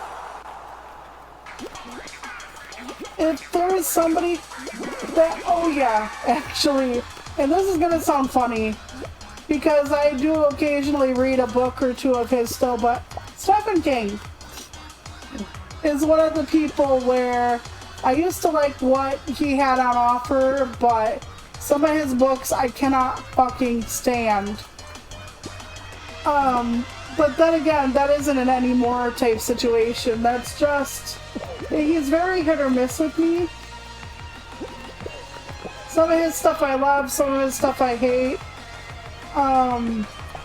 Like The Girl Who Loved Tom Gordon was about this girl who gets like lost out in the woods, and her parents are going through like a divorce or some kind of split, and they have to kind of like put aside their issues because their daughter is missing, and there's something or someone stalking her in the forest when she's away, and I think she has like a Walkman or something, and she's listening to baseball on it. Tom Gordon, I think, is a baseball player.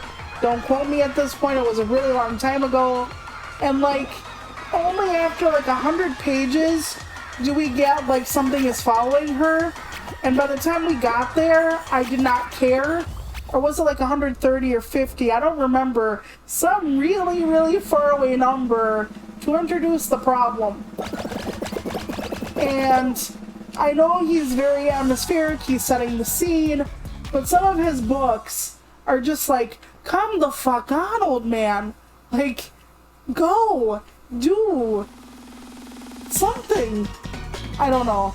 I liked, I want to say Doctor Strange, but that's not Doctor Sleep, sorry. I liked Doctor Sleep. I liked the one about the kids with the that were at the experimental lab. One of his newest one, it wasn't Firestarter, it was the... Oh god, I don't remember the name of it offhand. I read it, it was very good. If you like kids, it was very disturbing. Yes. And Stephen King does that a lot. It's like, out of like left field, there's like, it's either really good and it goes really well, or you're like begging for something to happen. You're almost willing to kill some of these characters yourself just so something happens. It's like pretty bad. Speaking of bad, why can't I get through this door? Thank you. So yeah.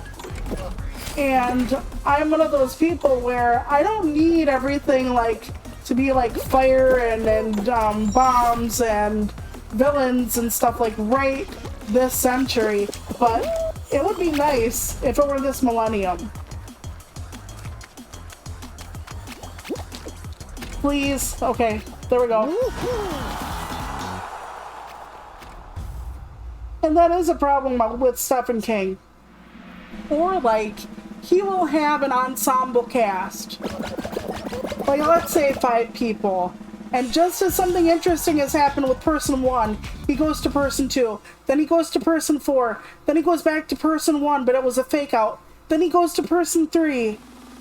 And I'm like, I don't care anymore. Send me home. Like...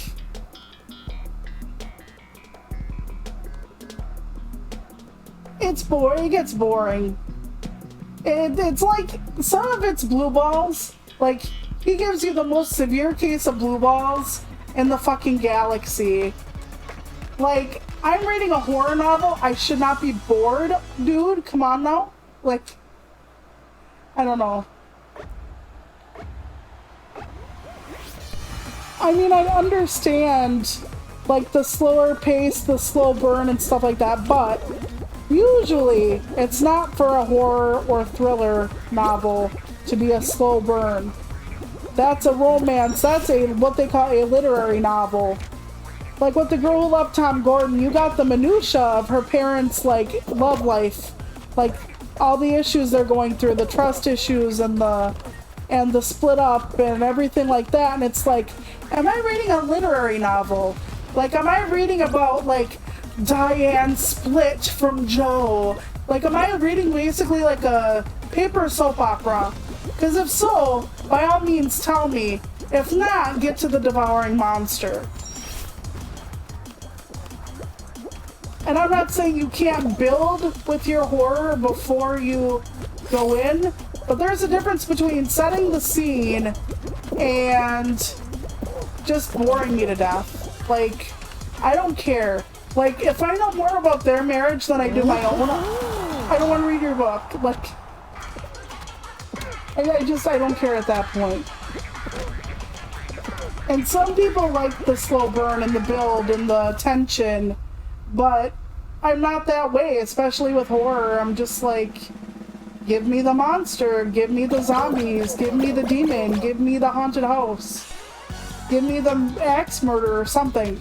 Like, I don't care about like what their problems were, and I don't like or care about like the little neighbor down the street who has the bird feeders and does bird watching, and then her niece is over and cooks her dinner, and then the niece thinks she sees something out of the corner of her eye, but it's not a ghost or anything, it's just the cat.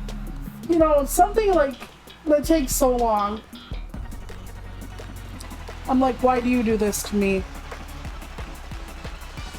There is a balance to exposition and getting to the meat and everything like that, and sometimes he's not good at it for me. I mean, he is Stephen King. He does what he does, and he's amazing at what he does, apparently, because so many people love his books, and I love some of his books. But some of his books are just so, like, get to the point. Like, shave off the first 100 pages and give it back. What the hell was it? We had a hardcover copy of another book of his, and it had the same problem. It had the hopping problem, where it was person 1, person 5, person 3, person 1 again. And I'm gonna fuck this up. It's not called Outlaw, but it was something with an O. But it was, we had the book, and we used it to prop up the couch. Like, yeah, it wears very thin.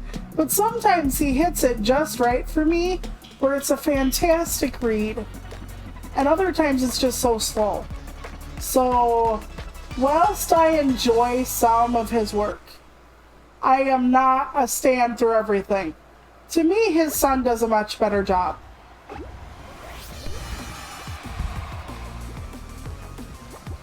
To me, his son does a much better job on that front. Making it, you know, not take as long.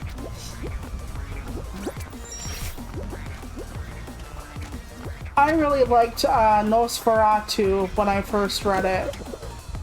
Oh, another good horror person is Grady Hendrix. Although, to be fair, I didn't really like Grady Hendrix's the Vampire Book Club or whatever it was called. I'm gonna fuck up the name. As much as I did like Horror Store. But opinions and all that. It is inconsistent. But like I said, maybe that's just me. Maybe that's just what I do or don't want to read or put up with.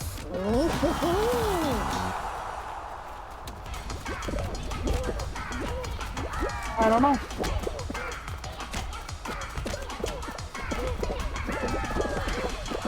But I do love some of his stuff, so he's doing something right for me. It's just not always. And, you know, everybody has their own tastes.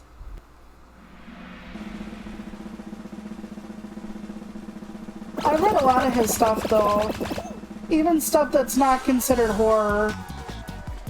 Like, I read, like, I think it's Rose Madder I read, and that wasn't horror to me. It was about a woman getting out of an abusive situation, so I guess horror, just not the way most people think of it. But yeah, Brian Keene wrote a book about zombies that were actually demon-possessed zombies. Like, they would come back into people's bodies, but or not just people, animals too. However, they only were able to access the information of whoever they jumped into. So they could talk and stuff, they could fuck with you really bad, but if you landed in like a 6-year-old, you couldn't get up and walk and talk and everything like that. You had to do everything they could. So like, you found a zombie that was a demon-possessed thing, but here it's a little kid in a car seat that doesn't know how to unlatch itself in a car seat. You know, some of it was like really interesting. And the first book ended on a cliffhanger, and I've been waiting to read the second one years apart. But the thing is, with the years apart issue, is one, it's been years, but I can't find it at the library, so I'd have to buy it. And here is a horrible confession for someone who is a writer in hopes that someday someone will like what I have to say enough to buy my book. I actually buy very few books without buying them secondhand, or if at all. The reason why is because for the most part, except for certain books on certain subjects, like craft books, on writing, or... Damn it to hell. Okay. Almost there. craft books on writing or poetry books. For the most part, I tend to not reread books. So for the most part, I don't buy books because I don't reread them. And I'm gonna get fucked out of this fucking race. I'm gonna get fucked. Yep, totally fucked. God bless it. Oh wait, there's room for me, there's room.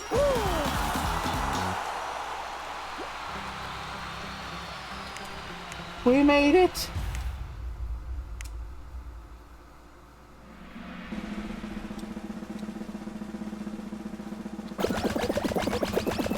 But yeah, I know that's a sad thing to admit, but I don't reread books unless it's poetry or something. And that's why I don't buy them. Because I can't justify a $20 book I'm only going to read once and then never again. So sometimes my sister or other people will buy me books. And I keep them. But I keep telling them it's not a good... Don't buy them for me brand new. Unless it's out of a discount store. Because I don't read them. And we live in a one-bedroom apartment, so I don't have that much room either.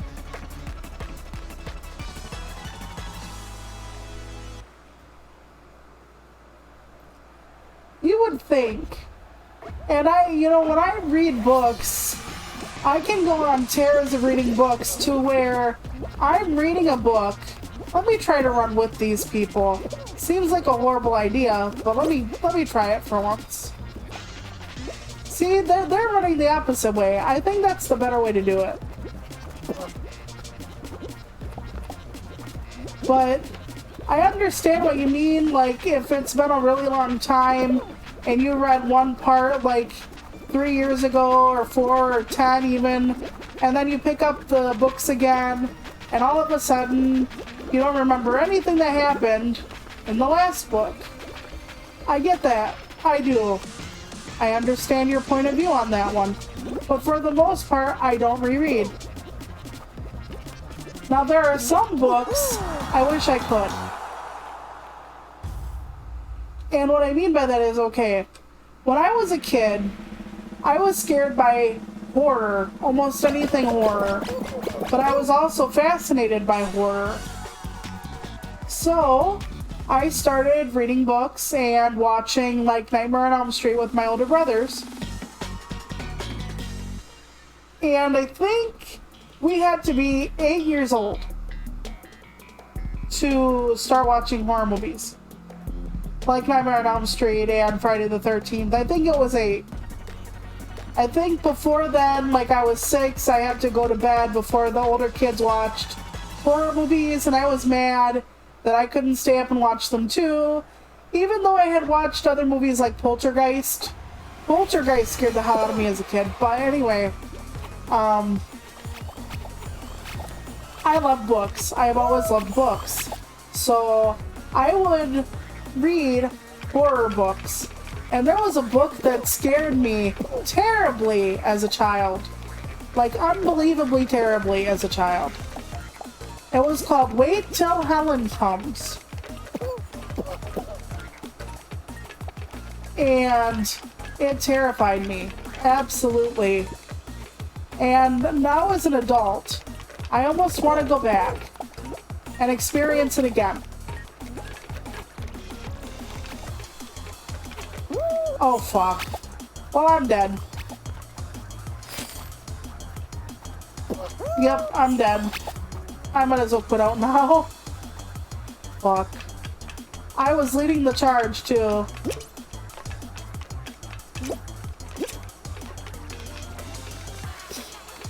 Come on. Fuck. Oh, man. Oh well.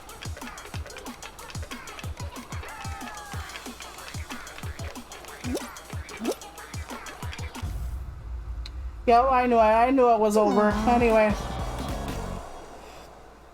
Wait Till Helen Comes was about this girl that ended up having an imaginary friend, and her older sister kind of pieced together that it was actually a dead girl. And Helen kept actually trying to kill this little girl. And it spooked the hell out of me. and the little girl was very possessed. The dead girl was very possessive, and the little girl just wanted more and more to do with Helen. And the older sister found out, and then we find out what really happens to Helen. And then you think they get this peaceful like ending when you put the spirit to rest or whatever. And it just, even talking about it now gives me goosebumps. And I want to know if that would be the same, like if it would still give me that, or if it was because I was so young that I felt the fear. Or if it would bring back like a wave of nostalgia and still be a really good book. So, but that being said, it is 8 o'clock my time, which means it is time to wrap up another stream. And I don't know who we have to raid, if anyone.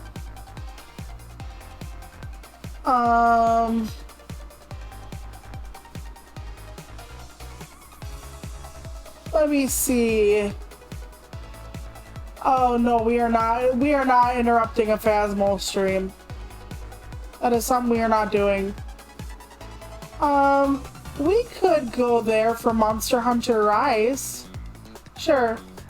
We're gonna raid someone and go in for a Monster Hunter Rise, but I'm not going to be around because I have dinner and all that. Thank you for watching, and I'm glad you enjoyed the stream.